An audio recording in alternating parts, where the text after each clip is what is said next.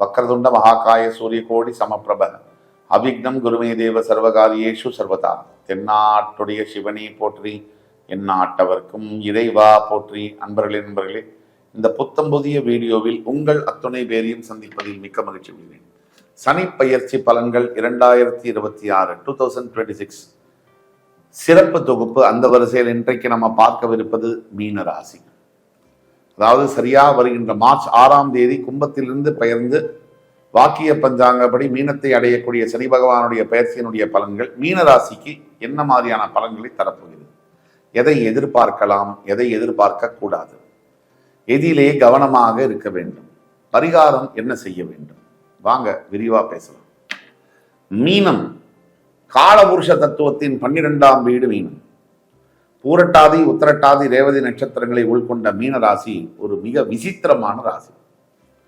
குரு பகவானுடைய ஆட்சி பீடமான மீனராசியில் சுக்கிர பகவான் அசுர குரு உச்சம் பெறுவார். பல அதிசயங்களையும் ஆச்சரியங்களையும் உள்ளடக்கிய மீனராசி மிகப்பெரிய உலகத்தில் தோன்றிய மகான்களை பெற்றெடுத்த ராசி மீனராசி. மீனம் குணாதிசயங்கள் அப்படின்னு நம்ம பேசணும்னா, மீனத்தை சாதாரணமாக நீங்க நினைச்சு மீனராசி நேயர்களை அணுகினீங்க அப்படின்னா முதல்ல அவங்க ரொம்ப அப்பாவியாகவும் சாதாரணமாகவும் தான் இருப்பாங்க. ஒரு சமயம் வரும் பொழுது அவங்க எடுக்கக்கூடிய ஒரு ஒரு ஒரு பரிமாணம் என்பது உங்களால் தாங்கவே முடியாது. உங்களெல்லாம் மடிச்சு பேப்பர்ல பாக்கெட்ல வச்சுட்டு போயிடுவாங்க.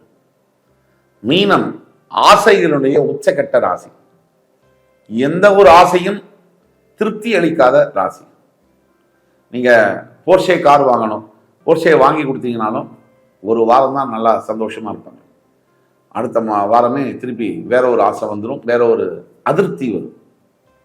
அது சுக்கிரன் உச்சம் பெறுவதால். அதே மாதிரி மீனம் ஒரு ஒரு சைடில் இப்படி இருக்காங்கன்னு சொன்னா, ஒரு சைடில் பார்த்தீங்கன்னு சொன்னா எதுவுமே எனக்கு வேணாம், என் உடலே நிரந்தரம் இல்லை, இது வாடகைக்குரியது அப்படின்னு போற்றக்கூடிய மகான்கள் பிறந்ததும் இதே மீனராசியில். இப்ப மீனம் ஜென்ம சனி வரப்போறார் மார்ச் 6ஆம் தேதி. உடனே நான் இப்படி சொன்னா, ஜென்ம சனி வரவர் உங்களுக்கு லைஃப் இதோட முடிஞ்சிருச்சு, உங்களை சனி பகவான் மிகப்பெரிய அளவுல தாக்க போறார், உங்களுக்கு லைஃபே காலி அப்படின்னு சொன்னா அது போய். உடனே நான் இப்படி சொன்னா, சனி வந்தா என்ன, அதனால இதனால இந்த கிரகம் அந்த கிரகம் உங்களுக்கு நல்லது நடக்கும்.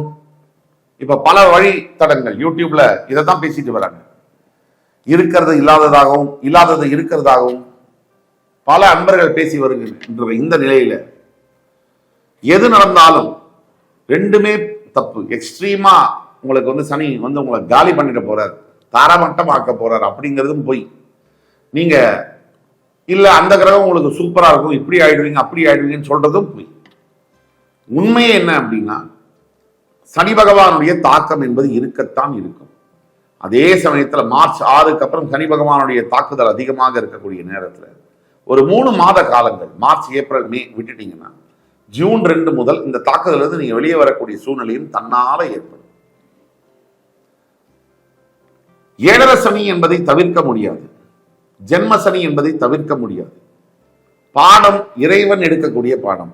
நம்ம ஸ்கூல்ல எல்லாம் பாத்தீங்கன்னா, கவர்மெண்ட் ஸ்கூல்ல பிரைவேட் ஸ்கூல்ல அந்த ஸ்கூலுங்க டீச்சர்ஸ்க்கு சம்பளம் கொடுக்குறாங்க. எல்லா வாத்தியாரும் கரெக்டா பசங்களுக்கு பாடம் எடுக்கிறாங்களா? பசங்களுக்கு புரியுற வகையில, பசங்களை முன்னேற்றி வரணுங்கிற வகையில தன்னை கஷ்டப்படுத்திக்கிட்டு பாடம் எடுக்கிறாங்களா? இல்லை. ஆனா இறைவன் அப்படி செய்வதில்லை. தனக்கு எவ்வளவு ஸ்ட்ரெயினா இருந்தாலும் கஷ்டம் வந்தாலும் உங்களுக்கு இந்த விதத்துல பாடம் சொல்லி கொடுத்தா உங்களை நீங்க பெரிய லெவலுக்கு வருவீங்க அப்படின்னு பாடம் சொல்லி கொடுக்கக்கூடிய நேரம் தான் ஜென்ம சனி காலம். அப்போ இந்த பாடம் சொல்லி கொடுக்குற வாத்தியார் நம்ம திட்டுறது இல்லையே, சனியனே வெளியில போ அப்படின்னு நம்ம வாத்தியார சொல்றோமா? இல்லையே. அவரை காலை தொட்டு வணங்கி படிக்கணும். இதே தான் நீங்க சனி பகவானுக்கும் செய்யணும். ஜென்ம சனி காலகட்டங்களில் சனி பகவானுடைய பிரார்த்தனை பண்ணி அவருக்கு பாதகத்தை தொட்டு வணங்கி அவருக்கு அர்ச்சனை செய்து நல்லெண்ணெய் தீபம் ஏற்றி தான தர்மங்கள் செய்ய வேண்டும். சனிக்கு எது முடிக்கும்? நீங்க 24 மணி நேரமும் ஸ்லோகம் சொல்றேன், ஆராதனை பண்றேன், அபிஷேகம் பண்றேன், இதெல்லாம் சனிக்கு பிடிக்காது. உங்களை மாதிரி இருக்கக்கூடிய சக மனிதர்கள், கஷ்டத்தில் இருக்கக்கூடிய முதியோர்கள், குழந்தைகள், இவங்களுக்கு உங்களுக்கான உங்களால் முடிந்த, அது 10 ரூபாவா கூட இருக்கலாம், உங்களால் முடிந்த உதவிகளை நீங்கள் செய்ய வேண்டும். என்னதான் நம்ம பேசினாலும் நம்ம பொது பலன்களை பத்தி பேசுறோம். மீனராசி என்பர்களுக்கு உங்களுடைய பிறப்பு ஜாதகத்துக்கான அடுத்த ஜென்மசனிக்கான என்ன பலன்கள் இருக்குன்றதை பத்தி தெரியணும்னா கீழே கொடுக்கப்பட்டுள்ள வாட்ஸ்அப் நம்பர் எங்களை தொடர்பு கொண்டு பேசும்போது உங்களுக்கான துல்லியமான பலன்களை கணித்து தர முடியும். இதுல இந்த மாதிரி பலன்கள்லாம் இருக்கு. இப்ப மீனராசி அன்பர்கள் சனியினால பாதிக்கம் வரும்னா முதல்ல மைண்ட் வேலை செய்யாது. நீங்க இதுல தான் கவனமா எழுதி வச்சுக்கோங்க. உங்களுடைய புத்தி மைண்ட் சனி ஜென்ம சனியில வரும்போது வேலை செய்யாது. கம்ப்ளீட் ஸ்விட்ச் ஆஃப். மைண்ட் இயங்கலைன்னா நீங்க எடுக்கக்கூடிய பேசக்கூடிய எண்ணங்கள், சொற்கள், செயல்கள் எல்லாமே ராங் ரூட்ல போகும். அப்போ அதிகமா சிந்திக்காம, அதிகமா பேசாம, அதிகமா எதுலையும் ஈடுபடாம இருக்கிறது நல்லது. 2, தேவையில்லாத பணம் செலவு பண்றது, பண பரிவர்த்தனை. சாம்சங் போன்ல இருந்து ஐபோனை மாத்தலாம். நோ, இந்த காலகட்டங்களில் கம்முன்னு இருக்கிறது தான் பெட்டர். சாம்சங் போனை காப்பாத்திக்கிறதுக்கான முயற்சியை நீங்க ஈடுபடணும். அடுத்தது, புதுசா நான் இருக்கிற வேலையை விட்டு நான் வேற வேலை தேடுறேன். என் பொண்டாட்டி என்ன நம்பிதானே இருக்கா, என்ன பண்ணிடுவா பெருசா, என் புருஷன் என்ன நம்பிதானே இருக்கான், என்ன எங்க போயிடுவான், பெரிய பிரச்சனையாயிடும், ஃபேமிலி பிரிஞ்சிடும். அதே மாதிரி இருக்கிற வேலையை விட்டீங்கன்னா புதுசா வேலை வரும், 3 மாசம் அந்த வேலை போயிடும், திரும்பி தெருக்கு வந்துடணும். இதெல்லாம் ஏன் சொல்றோம், வெளிப்படையா உடைச்சு பேசுறோம்னா நீங்க அவஸ்தைப்படக்கூடாது, நீங்க நல்லா இருக்கணும் அப்படிங்கிற ஒரே எண்ணத்துல தான். சரியா? வேற எந்த ஒரு எதிர்பார்ப்பும் கிடையாது. நீங்க நல்லா இருக்கணும், நீங்க அவஸ்தைப்படக்கூடாது, உங்களுக்கு எந்த குறையும் இல்லாம மினிமலான வலியோட இந்த ஜென்ம சனியை நீங்க கடந்து வரணும். அப்ப எதை எதிர்பார்க்கணும்னு சொல்லிட்டேன். எதை எதிர்பார்க்க கூடாது, மந்திரத்துல மாங்காய் விழுன்னு எதிர்பார்க்க கூடாது. உழைப்பு, சனி பகவானுக்கு பிடித்த உழைப்பு, எளிமை, உங்கள் கடமையை சரிவர செய்வது. கடமை, எளிமை, பொறுமை, உழைப்பு, இந்த 4 தாரக மந்திரங்களை பிடித்துக் கொள்ள வேண்டும். எதை எதிர்பார்க்க கூடாது, இது வரைக்கும் வாழ்க்கை எப்படி போயிட்டு இருந்துச்சோ இதே விட நல்லா இருக்கும் அப்படின்னு எதிர்பார்க்கவே கூடாது. எதை எதிர்பார்க்க கூடாது, எனக்கெல்லாம் தெரியும் ஜோதியெல்லாம் போய் சும்மா உருட்டுறாங்க, உருட்டு தம்பி. ஏன்னா ஜோதிடம் பொய் அப்படின்னா 12 மாதங்கள் 12 ராசியிலிருந்து வந்தது பொய்யா இருக்கணும். 7 கிரகங்களிலிருந்து வந்த 7 நாட்கள் வார நாட்கள் பொய்யா இருக்கணும். 27 நட்சத்திரத்திலிருந்து வந்த 27 நாட்கள் தமிழ் மாதத்துல பொய்யா இருக்கணும். அதெல்லாம் மட்டும் நான் ஃபாலோ பண்ணுவேன். இன்னைக்கு ஃப்ரைடேன்னு சொல்லுவேன், ஆனா ஜோதிடம் பொய்ன்னு சொல்லுவேன்.